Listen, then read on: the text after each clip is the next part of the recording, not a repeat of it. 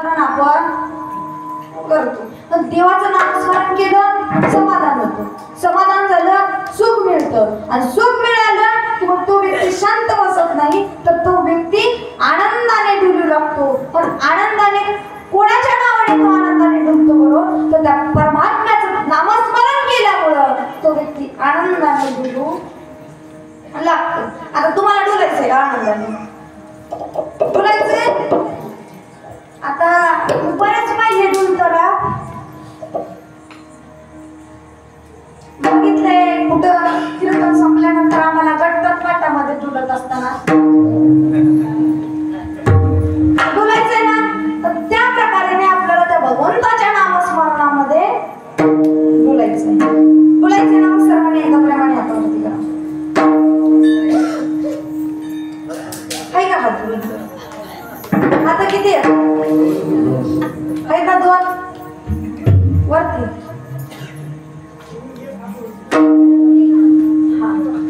चला माझ्याकडं. हा चला आता करा. चालेल का आता सगळ्याची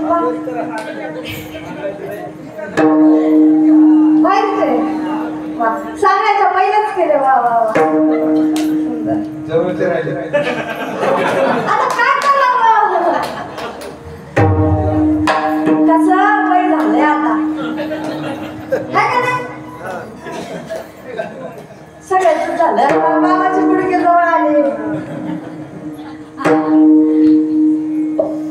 श्रीराम जय राम जय जय राम, श्रीराम जय राम जय जय राम,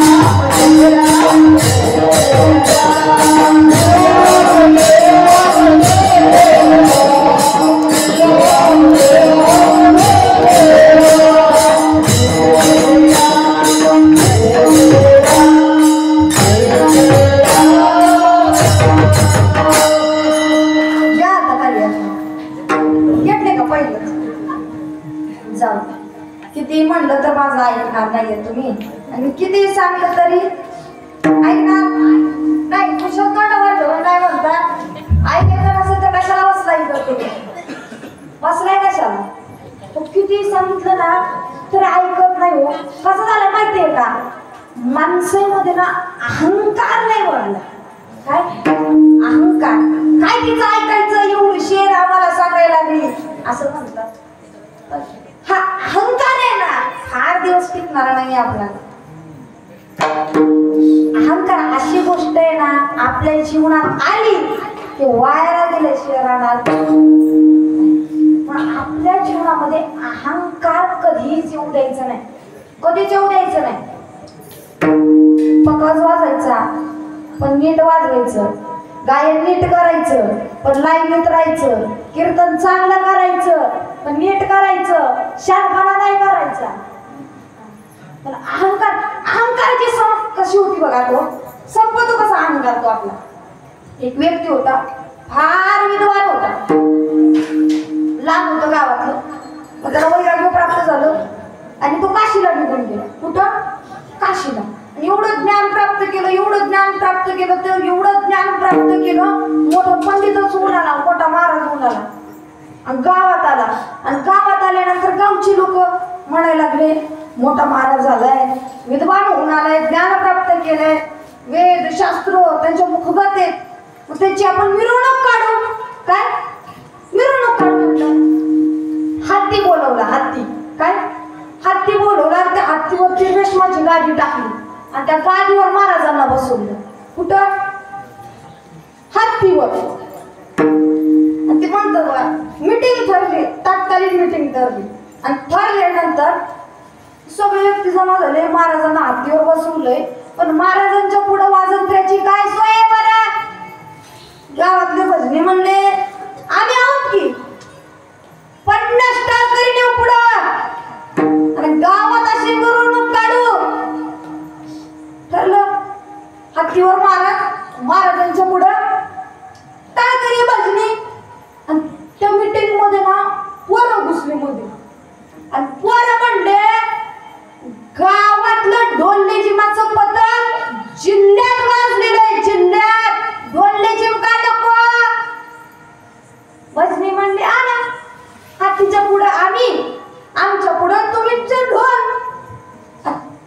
आणखी 5-10 मिनिटानंतर त्या मीटिंग मध्ये कार्टे घुसले. आणि जसे घुसले तसे म्हणले, डीजे का नको? म्हातारे म्हणले, आला आम्हाला काय, 1 नंबरला डीजे, 2 नंबरला ढोल, 3 नंबरला भजनी आणि 4 नंबरला हत्तीवर महाराज. अशी मिरवणूक काढली, अशी मिरवणूक काढली. असा एवढा मोठा मंडप टाकला होता. 20,000 लोक बसले होते. किती? 20,000 पब्लिक बसली होती. असं महाराजांना हत्तीवरनं सीडी लावून खाली उतरलं, गादीवर बसवलं. बसवल्यानंतर त्यांचा सत्कार केला. एवढे हार गाठले त्यांना, इकडून घालल्यानं घालायचं, दुसऱ्यानं काढून टाकायचं, घालायचं काढून टाकायचं. असं 2 मजली बिल्डिंग असते का नाही, तेवढा हाराचा ढिगारा पडला होता. हार वगैरे झालं. गावातले सरपंच उठले. उठल्यानंतर आता भाषण चालू झालं सरपंचाचं. सरपंच बोलू लागले, आपल्याच गावचं हे लेकरू आपल्याच मातीमध्ये जन्माला आले, वयाच्या 8व्या वर्षी वैराग्य प्राप्त झालं, तो काशीला निघून गेला. निघून गेल्यानंतर त्याला ज्ञान प्राप्त झालं, मोठा पंडित होऊन आला, मोठा महाराज होऊन आला. आणि आम्ही सत्कार केले, त्यांनी स्वीकार केला. पण महाराजांना अशी विनंती आहे माझी की त्यांनी आता गावातच राहावं, गावातच मठ बांधून देण्यात येईल. आणि त्या मठामध्ये सोमवार शुक्रवार शनिवार तुम्ही प्रवचन करा आणि तुम्ही गावातच थांबा. असं एवढं भाषण झालं सरपंचाचं. सरपंच खाली बसले आणि बसल्यानंतर त्याचा सत्कार केले का नाही, ज्याचा सत्कार करतात की नाही त्याला सत्कार मूर्ती म्हणतात. आणि त्यांनी थोडं बोलायचं असतं. तू बोलायला चालू केलं, फार बोलायचं ना, तो पानाला लावत बसायचं नसते. फार त्या दोन सांगायचं माझा सत्कार झाला, असं तसं असं आभार आहे, मग एवढंच बोलायचं असतं. ते एवढं अगम झालं होतं, एवढं ज्ञान झालं होतं, त्याला एवढा अहंकार वाटला होता आणि तो बोलायला चालू केला.